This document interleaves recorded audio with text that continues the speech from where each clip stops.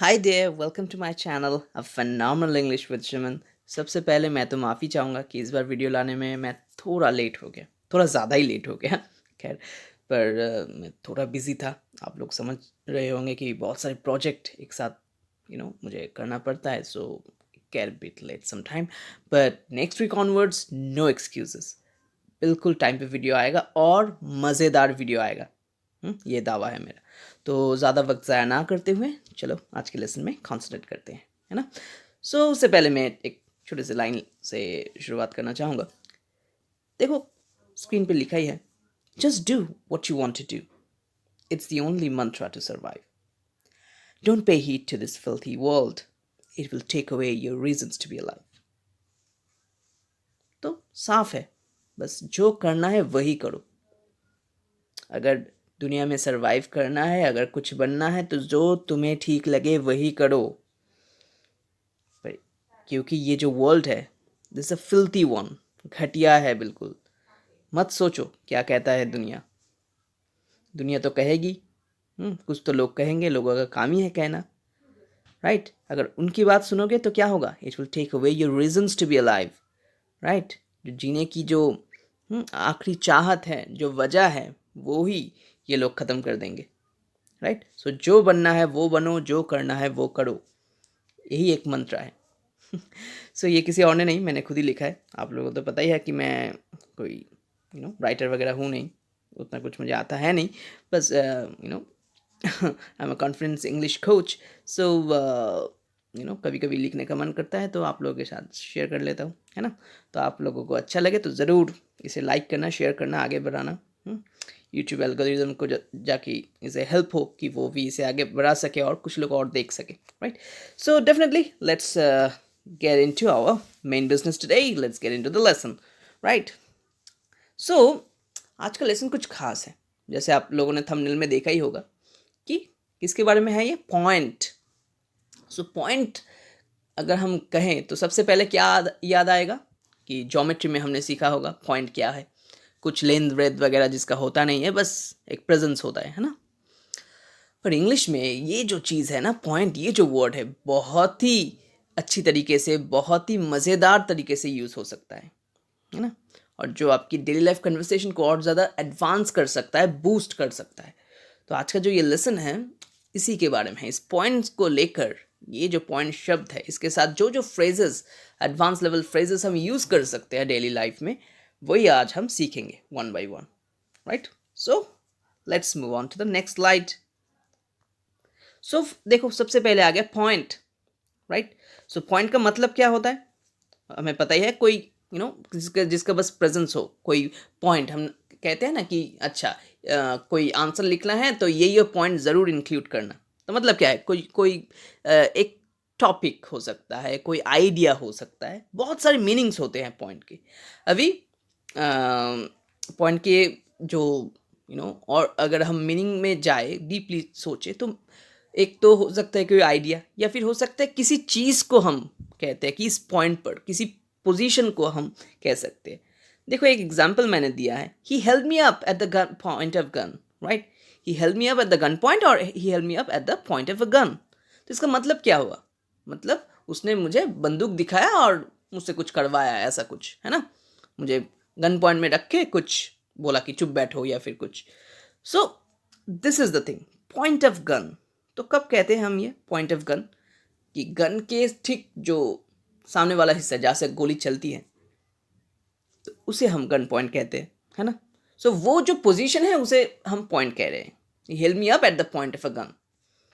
या फिर देखो, सेकेंड जो एग्जाम्पल है, he knows my bad points and as well as my good points. मतलब मेरे अंदर जो जो अच्छी चीज़ें हैं, जो जो बुरी चीज़ें हैं, सभी उसे पता है। तो यहाँ पे पॉइंट क्या हो गया? कुछ क्वालिटीज़ हो गया। कभी कभी पॉइंट आ जाएगा ऐसे कि चलो कोई आइडिया हो गया, ऐसा भी हो सकता है। जैसे हम अगर कहें you have a point, you have a point, इसका मतलब क्या है? हाँ, तुमने सही कहा है, तुम्हारा जो आइडिया तुम जो कह रहे हो उसमें दम है भाई, यू हैव अ पॉइंट, है ना। तो पॉइंट की काफ़ी सारे मीनिंग्स होते हैं। अगर डिक्शनरी में भी हम खोजें तो बहुत सारे मीनिंग्स शायद निकलेगा। और हर एक मीनिंग के साथ हर एक डिफरेंट टाइप्स ऑफ सेंटेंस हम बना सकते हैं, राइट। ये तो क्या पॉइंट का डेफिनेशन हम कह सकते हैं कि पॉइंट के जो डेफिनेशन है वो ऐसे होते हैं। अब कैसे कैसे हम फ्रेजेस को यूज कर सकते हैं वो सीख लेते हैं। Next move on to the next slide. So सबसे पहले क्या आ गया, पॉइंट आउट। पॉइंट आउट, तो पॉइंट आउट करना मतलब क्या, किसी को दिखाना कि ये देखो ये वाला जो चीज़ है ना, तो ये हमें करना है। या फिर चलो अदालत में चले गए, वकील ने कहा जज से, माय लॉर्ड ये चीज़ है, ये आदमी खूनी है, या फिर मुझे लगता है कि ये केस तो ऐसा होना है ना, ये मैंने खोज निकाला है। तो वो पॉइंट आउट करता है, बोलता है, इंडिकेट करता है, या फिर याद दिलाता है कि इस तारीख को इस आदमी ने ये झूठ बोला था है ना, पॉइंट टू बी नोटेड कहता है ना, ऐसे ही। तो वो क्या कहता है, पॉइंट आउट करता है, वो ऐसे कहता है, point to be noted my Lord, right, point to be noted. अभी कुछ लोगों को एक मज़ेदार बात शेयर करूं तुम लोगों के साथ, कि कुछ लोगों को ऐसा लगता है कि ये जो हम जज को कहते हैं माय लॉर्ड या फिर मिलॉर्ड, कौन सा वाला सही है, या फिर कौन सा बोलना चाहिए, माय लॉर्ड या फिर मिलॉर्ड। सो देखो एक बहुत सी क्लियर सा थिंकिंग है यहाँ पे। ये जो माय लॉर्ड वर्ड है ये ब्रिटिश कल्चर से आया है। वहाँ पे जज को लॉर्ड मतलब वो भगवान के अवतार है ऐसे माना जाता है, या फिर महज हम ऑनर दिखाने के लिए, हम बस सम्मान दिखाने के लिए ये वर्ड यूज़ करते हैं ना, माय लॉर्ड। अभी इसे कभी कभी मिलॉर्ड भी कहा जाता है, पर क्यों? मी तो मतलब मी का मतलब तो मैं खुद हो गया है ना, कुछ लोगों को ऐसा लगता है कि ये क्या कैसा इंग्लिश हुआ फिर। तो इससे छोटी सी बात है, जब ब्रिटिश लोग या फिर आप कह सकते हो नेटिव इंग्लिश पीपल क्या कहते हैं, जब जो जिन लोगों को पढ़ाई लिखाई आती है ना, जो पढ़े लिखे लोग होते हैं, तो वो क्या कहते हैं, माय लॉर्ड, क्योंकि प्रोनाउंसिएशन माई होता है, MY, मेरे भगवान हो आप, ऐसे है ना। अब जो लोग को पढ़ाई लिखाई नहीं आती, पढ़े लिखे जो नहीं हैं, वो जब सुनते हैं मलॉट, सो ये जो मलॉट वो कहते हैं, सुनने के समय उन्हें सुनने में गलतियां होती हैं। ऐसा होता है ना, कभी कभी हम जो सुन के सीखते हैं उसमें कुछ गलतियां रह जाती हैं, है ना, हम ठीक से समझ नहीं पाते कि सामने वाला बंदा क्या कह रहा है। कभी कभी प्रोनाउंसिएशन का ये जो हम प्रोनाउंसिएशन गैपिंग कह सकते हैं, मतलब सामने वाला बंदा ने एक बोला, मैंने एक सुना, है ना, थोड़ा सा जो मार्जिन ऑफ एरर है जो बढ़ जाता है। तो जो लोग पढ़े लिखे नहीं होते थे वो क्या कहते थे, उन्हें सुन के लगता था कि माय लॉर्ड को वो मिलॉर्ड कह रहे हैं, क्योंकि एक तो देखो नेटिव पीपल का जो एक्सेंट रहता है वो डिफरेंट रहता है ना, मलॉर्ड, अगर ऐसे मलॉर्ड, तो अभी बहुत क्लियर कट नहीं है, क्योंकि मैं तो एक साथ उसे एक्सेंचुएट कर रहा हूँ, रिडक्शन कर रहा हूँ, इसलिए माय लॉर्ड इतना ब्रेकेज नहीं है, मतलब बीच में जो स्टॉपेज है वो नहीं है। इसलिए क्या कहते, जो लोग पढ़े लिखे नहीं होते थे उन्हें लगता था कि मिलॉर्ड बोल रहा है, मिलॉर्ड, क्योंकि बहुत ही सिमिलर साउंड करता है। इसलिए जो पढ़े लिखे होते हैं वो कहता है माय लॉर्ड, जो पढ़े लिखे नहीं होते थे वो कहता है मिलॉर्ड।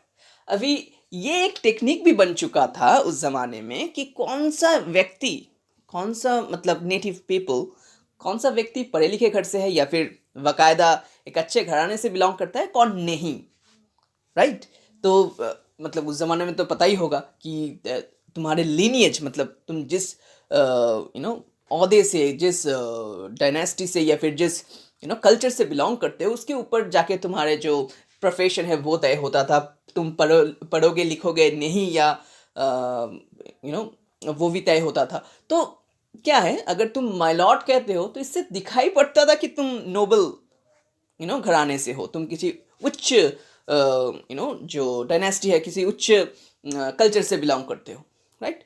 तुम्हारा जो कास्ट है वो बहुत उच्च लेवल का है। पर अगर तुम मिलॉर्ड कहते हो तो उसे पता चलता था कि तुम उतने पढ़े लिखे नहीं हो, you are not a noble man, right, you are not a noble family, right. So ये बात है। सो माय लॉर्ड या फिर मिलॉर्ड जो भी कहो, उससे आज के ज़माने में तो ऐसा कुछ नहीं है वैसे, पर उन ज़मानों में जो लोग मिलॉर्ड कहते हैं उससे ही पता चलता कि ये तो नोबल नहीं हो सकता, क्योंकि उसे पता नहीं है कि ये मिलॉर्ड नहीं माय लॉर्ड।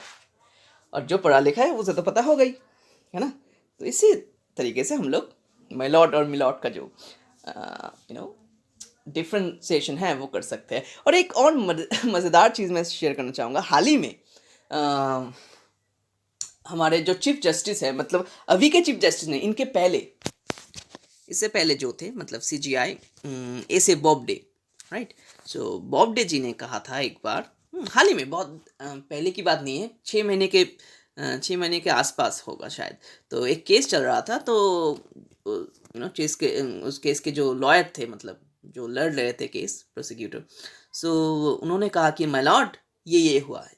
तो तभी जाकर बॉब्डे जी थोड़ा भड़क गए। बॉब्डे जी ने बोला कि माय लॉर्ड आप क्यों बोल रहे हैं, ये तो ब्रिटिश कल्चर हो गया ना।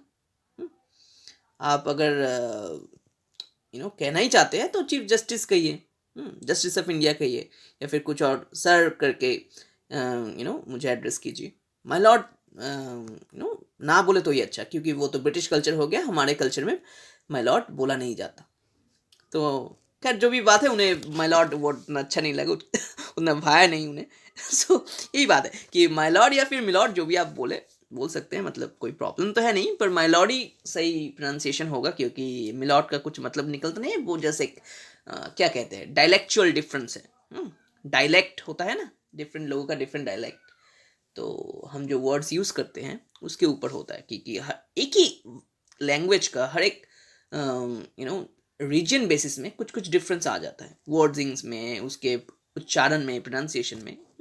हम दो डिफरेंस देखते हैं, एक है एक्सेंचुएशन डिफरेंस, एक है डायलेक्चुअल डिफरेंस। सो वही चीज़ है और कुछ नहीं। तो जो मैं कह रहा था, थोड़ा पॉइंट से भटक गए हम लोग। ये भी सही है।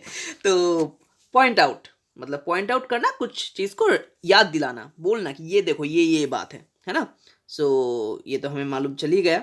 अभी क्या है, एक एग्जाम्पल देख लेते हैं। I would like to point out that we need to finish our meeting by 9 o'clock। तो क्या कहता है बंदा कि मुझे लगता है, मुझे ये बोल देना चाहिए, पॉइंट आउट करना चाहिए, इंडिकेट करना चाहिए, याद दिलाना चाहिए कि हमारे मीटिंग 9 o'clock तक खत्म हो जाना चाहिए। ठीक है, उसके बाद शायद लॉकडाउन है, इसलिए कह रहा है। ठीक है, सो नाइट कर्फ्यू होगा शायद। सो ये हो गई बात। जो वो बंदा क्या याद दिला रहा है, कह रहा है, रिमाइंड करवा रहा है ना, याद दिला रहा है, इंडिकेट कर रहा है, कुछ भी हम मीनिंग निकाल सकते हैं। सो ये गया पॉइंट आउट, राइट। सो इसके बाद नेक्स्ट वाला जो फ्रेज है देख लेते हैं, कम और गेट टू द पॉइंट।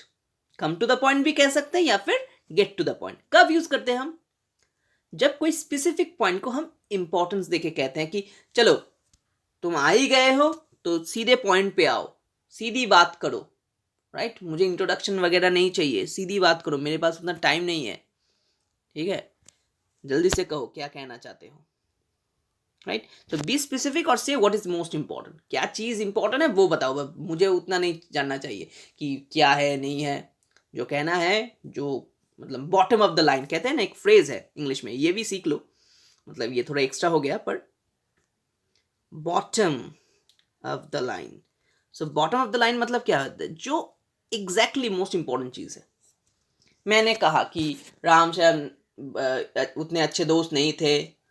वो लोग एक दिन भिड़ गए अपने में, तो आपस में भिड़ने के बाद उन्होंने एक दूसरे को बहुत पीटा और दोनों ही हॉस्पिटल में चले गए, राइट। तो इतना ज़्यादा कुछ बोलने की ज़रूरत नहीं थी। मैं अगर ये भी आके कहता किसी लोग को, राम श्याम आके उनके साथ जो मारपीट हो गया और वो लोग हॉस्पिटल में एडमिट है, बस इससे काम चल जाता, पर मैंने बहुत कुछ बोल दिया ज़्यादा। तो यही बात है कि come to the point, get to the point, जो चीज़ इंपॉर्टेंट है वो बताओ।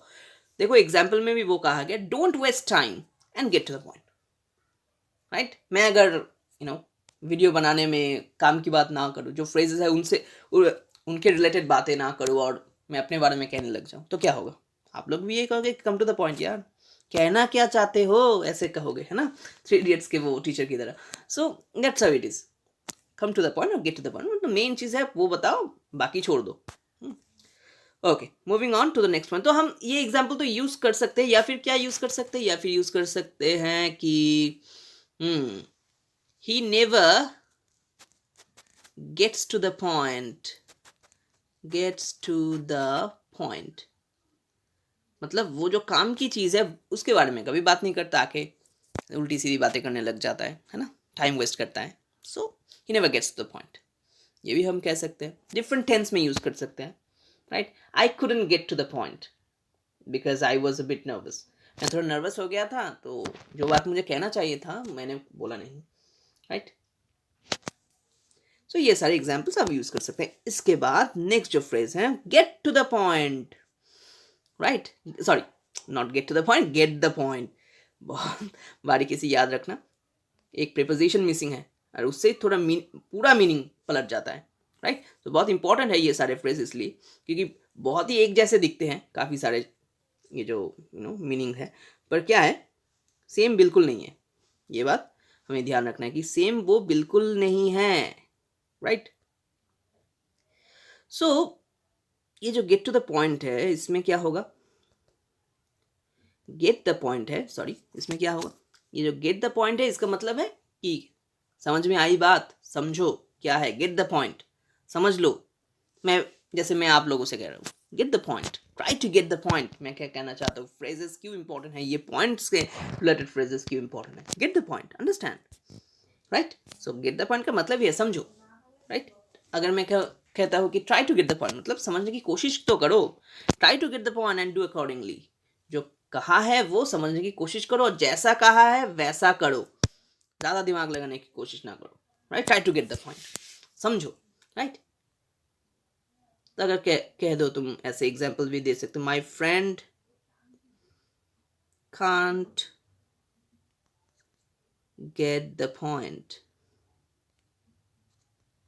इजीली, मतलब मेरा जो दोस्त है वो, उसे इजीली कुछ समझ नहीं आता है ना। कुछ लोग थोड़ा ट्यूबलाइट होते हैं, वैसे भी आजकल ट्यूबलाइट एलईडी के हो चुके हैं, वो ज़्यादा टाइम नहीं लेते जलने में, बट कुछ लोग अभी भी जलने में टाइम लेते हैं, शायद उन्हें मिनटॉस खाना चाहिए, बट खैर। So my friend can't get the point easily, तो वो कोई भी चीज़ तुरंत नहीं समझता, टाइम लगता है उसे, खैर वो भी अच्छी बात है। हर एक आदमी का एक एक स्टाइल होना चाहिए, हर कोई अगर फटक से समझ ले तो हम मजाक किन का उड़ाएंगे ये भी सही है ना। So next, eight this point, eight this point, eight this point का मतलब बहुत सीधा है, एट द प्रेजेंट टाइम, अभी, इसी वक्त, नाउ। तो एट दिस पॉइंट को हम क्या कह सकते हैं, इसका जो मीनिंग है, सिंपल सा मीनिंग होगा now. At this point I am in no mood to go out and get my self infected, मतलब कोविड थर्ड वेव चल रहा है इंडिया में, तो अभी बाहर जाकर मैं खुद को इन्फेक्ट कर लूँ, पागल हूँ क्या मैं। So at this point I am in no mood, मतलब now I am in no mood to do this, right. So now का भी एक रिप्लेसिंग फ्रेज आ गया। हर एक चीज में नाउ कहेंगे, बोरिंग सा भी लगता है कभी कभी सुनने में। I am not able to do this at this point, ऐसा कह सकते हो। I can't call you at this point, मतलब अभी मैं ये नहीं कर सकता। कितने सारे एग्जाम्पल हो गए, है ना। I don't want to talk to you at this point, हम ऐसा कह सकते हैं। बहुत ही सिंपल सा, बहुत ही इंटरेस्टिंग सा मीनिंग है ना, एट दिस पॉइंट। नाउ इसके बाद कौन सा फ्रेज यूज करेंगे हम, देखते हैं। एट दैट पॉइंट, बस नाउ से, जो नाउ का जो ऑपोजिट होता है, क्या होता है, नाउ का opposite then. So at this point मतलब नाउ, एट दैट पॉइंट मतलब देन, है ना। At that specific moment, at that specific moment मतलब तब। I couldn't make my mind at that point, तब मैं, could not make my mind एक phrase है, इसके बारे में तो आपको पता ही होगा शायद। कुड मेक माई माइंड मतलब डिसीजन नहीं ले पाया। Could not make my mind मतलब डिसाइड, मेक माई माइंड मतलब ही डिसाइड है, कुड नॉट मतलब डिसाइड नहीं कर पाया, ऐसा होगा। I couldn't decide at that point, तब मुझे पता नहीं चला क्या करना चाहिए। Eight that point I was busy, अगर ऐसा कहो कि दोस्त बुला रहा था कि चलो घूमने चलते हैं, बट तुम नहीं जा पाए, because at that point you were busy. Past tense ही शायद यूज होगा, क्योंकि देन मतलब तो टाइम चला गया है।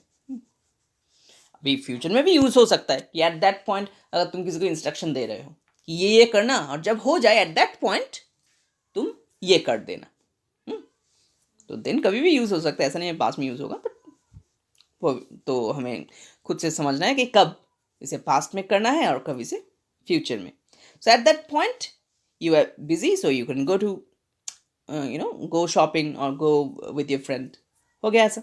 सो एट दैट पॉइंट मतलब देन, नाउ का जो ऑपोजिट है दिस से दैट हो गया और मीनिंग भी चेंज हो गया, है ना. नेक्स्ट फ्रेज है एट सम पॉइंट.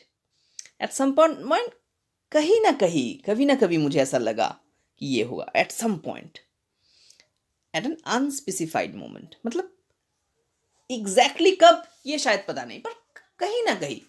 अगर तुम कहो कि मैं उस लड़के से बात कर रहा था, कहीं ना कहीं मुझे लगा कि वो झूठ बोल रहा है. जैसे मैंने एग्जाम्पल दिया है, at some point I could realise that he was lying. कहीं ना कहीं लगा कि शायद झूठ बोल रहा होगा. कहीं ना कभी कब एग्जैक्टली मतलब 10:45 या फिर 40 मिनट वो पता नहीं है, पर कहीं ना कहीं लगा कि ऐसा. At some point I was nervous during the interview. मतलब एक ऐसा दौर आया कि तब मैं नर्वस हो गया. कभी अब 10:30 बजे हो गए कि 12 बजे होंगे मुझे पता नहीं है वो. कभी ना कहीं ऐसा लगा. जब हम वेग एक टाइम रेफरेंस देते हैं, वेग टाइम रेफरेंस मतलब पता नहीं है एग्जैक्टली कब, वेग कहते हैं हम उसे, है ना. वेग, वेग मतलब नॉट डेफिनेट, राइट, जो पता नहीं है ऐसा कुछ. एट सम पॉइंट मतलब एक वेग टाइम रेफरेंस हो गया, वेग टाइम रेफरेंस. सो कहीं ना कहीं मुझे लगा कि ये सही नहीं है. At some point I feel it's not good, right.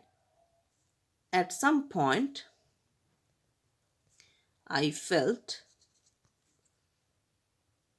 It's for me, ये मेरे लिए ही है, ये बस मेरे लिए है. एट सम पॉइंट कभी कभी आप लोगों को भी लगता हो किसी को देख के ये तो बस मेरे लिए है ना, ऊपर वाला ने मेरे लिए इन्हें भेजा है. खैर जो भी है. सो ऐसा ही. नेक्स्ट वाला एग्जाम्पल, सॉरी नेक्स्ट वाला जो फ्रेज है सीख लेते हैं. नो पॉइंट और पॉइंटलेस. नो पॉइंट पॉइंटलेस एक ही चीज है. नो पॉइंट मतलब यूजलेस, जिसकी कोई कीमत नहीं है, जिसकी कोई वैल्यू नहीं है अभी. मतलब बेकार है बस, समथिंग यूजलेस और अनफ्रूटफुल. जैसे एक एग्जाम्पल दिया गया है. कैसा एग्जाम्पल? एग्जाम्पल है कि it's pointless to try to convince him. ये तो पॉइंटलेस है उसे कन्विंस करना, वो मानेगा नहीं, वो एकदम ठीक है. कुछ भी कर लो उससे, तुम वो जो चाहेगा वही करेगा, तुम उससे उसके जो डिसीजन है उससे पलट नहीं सकते. इट्स पॉइंटलेस टू ट्राई ना कन्विंस हिम. या फिर there is no point talking about this matter. अब तो कोई खास कुछ बचा नहीं है इस बारे में बात करने को, है ना. हो गया, विराट कोहली ने रेजिग्नेशन दे दी है, अब क्या फायदा. अच्छा कैप्टन था, नहीं था, क्या कर सकता है नहीं कर सकता है, छोड़ दो, है ना. ऐसे ही देयर इज नो पॉइंट, अब इस बारे में बात करने को कुछ रहा ही नहीं, यूजलेस हो गया है या फिर अनफ्रूटफुल होगा, कुछ इंपॉर्टेंट नहीं निकलेगा. Okay, moving on to the next phrase. From my point of view, right. Point of view का मतलब क्या होता है? पॉइंट ऑफ व्यू मतलब मेरे जो ओपिनियन है, मैं जिस तरीके से देख रहा हूँ, जहाँ तक मैं देख सकता हूँ. तुम सभी ने शाहरुख खान का मोहब्बत है जो फिल्म है वो देखा ही होगा, बहुत बेहतरीन फिल्म है, करण जौहर द्वारा डायरेक्टेड. सो वहाँ पे देखो जब राज आर्यन बात करेगा, अमिताभ बच्चन का जो भी कैरेक्टर का नाम था मुझे अभी पता नहीं है, भूल चुका हूँ, बहुत दिन पहले देखा था, पर जो भी है मतलब गुरुकुल के वो हेड है, और वो कहते हैं ना कि जहाँ से मैं देख सकता हूँ सर, आप हार चुके हैं, आप अपनी बेटी और दामाद के सामने सर झुकाए खड़े हैं, है ना, ऐसा कुछ कहेगा. तो वैसे ही जहाँ तक मैं देख सकता हूँ, from my point of view, right. मतलब अभी ये क्या है, लिटरल नहीं होता है कि जहाँ तक मैं देख सकता हूँ. मतलब ऐसा नहीं है कि तुमने एक समुंदर के आसपास चले गए और कहते हो जहाँ तक मैं देख सकता हूँ. लिटल हो सकता है, वैसे ऐसा नहीं है कि लिटल नहीं हो पाएगा, हो सकता है कि जहाँ तक मैं देख सकता हूँ मुझे बस पानी ही पानी दिखाई दे रहा है. पर वहाँ पे हम from my point of view नहीं यूज करते. वहाँ पे हम कहते हैं as far as I can see, right, वो अलग चीज़ है. और ये जो पॉइंट ऑफ व्यू है, ये मतलब है जो हम मन की आंखों से जो देखते हैं, जो फील कर सकते हैं, जो रियलाइज कर सकते हैं. हम हमारे अंदर जो फोरकास्ट करने की चीज़ें होती है, या फिर मान लो जो प्रूडेंस, प्रूडेंस मतलब पता ही होगा, कहते हैं ना ICICI प्रूडेंशियल लाइफ इंश्योरेंस. तो प्रूडेंस मतलब क्या है? जो दूरदृष्टि है आपकी, कि आप कुछ चीज़ को भांप सको, आप कुछ चीज़ को परख सको, सो उसे कहते हैं prudence. So from my point of view, from my opinion, right, the way I see it, this planning is incorrect. So जैसे वो कहते, देखो from my point of view her planning is incorrect, कि जहाँ तक मुझे समझ आता है, जहाँ तक मैं देख सकता हूँ, राइट, तो लिटरल नहीं है. मन से हम जब रियलाइज करते हैं, विजुलाइज करते हैं, उस चीज़ को कहा जाता है. सो ये एक डिफरेंस होगा शायद, क्योंकि जहाँ तक अब आंखों से देख सकते हैं वो चीज़ अलग है. As far as my eyes could reach, हम ऐसे कह सकते हैं, वो अलग चीज़ है. और माई पॉइंट ऑफ व्यू मतलब जो मेरा जो ओपिनियन है, मैं जो कहना चाहता हूँ, या फिर मैं जो देख सकता हूँ, या फिर बोल सकता हूँ, रियलाइज कर सकता हूँ, वो चीज़ है ना. So from my point of view, from her point of view, from their point of view, बहुत कुछ हो सकता है. ऐसा नहीं है माई लिखना है, माई के इंस्टेड बहुत कुछ लिख सकते हैं. Instead of using my, you can use their, her, मतलब कोई भी ऑब्जेक्टिव प्रोनाउन हम यूज कर सकते हैं, राइट. सो ये गया from my point of view, from her point of view, this is good और दिस इज बैड, हम ऐसे कह सकते हैं. Moving on to the next phrase, make a point, right. Make a point मतलब क्या हुआ?